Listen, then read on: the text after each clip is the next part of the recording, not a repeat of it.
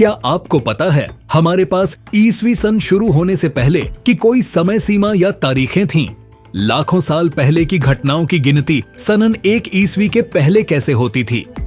अगर आप चाहते हैं कि इतिहास के सबसे बड़े रहस्यों में से एक को समझा जाए तो यह वीडियो जरूर देखें। नंबर 1, सनन 1 ईस्वी से पहले क्या था? अभी के आम कैलेंडर जैसे ग्रेगोरियन में सबसे कम वर्ष है 1 ईस्वी।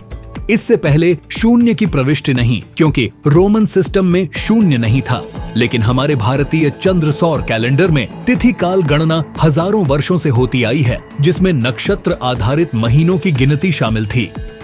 नंबर 2, चंद्र सौर प्रणाली का अवलोकन। हमारे आर्य पुरुषों ने नक्षत्रों के आधार पर महीनों और क्षणों के सूत्र स्थापित किए थे, जैसे कि तिथि, मास, मुहूर्त इत्यादि।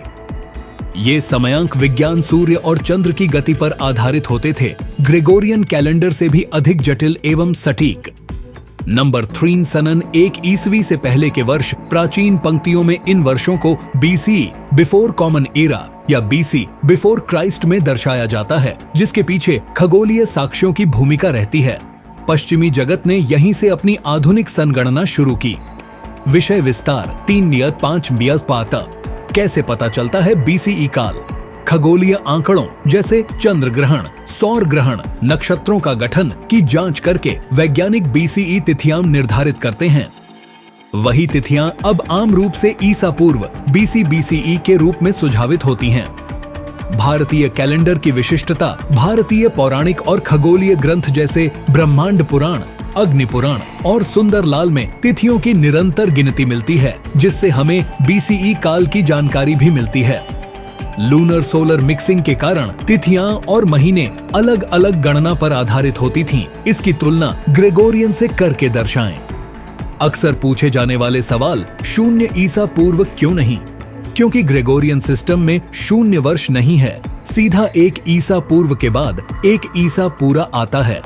लेकिन जब हम खगोलीय तिथियां देखें तो सालों की प्रकृति में कंटिन्यूटी ज्यादा होती है, इवन बिना शून्य अंक के। निष्कर्ष और कॉल टू एक्शन 5 बजे से 6 बजे समापन नोट।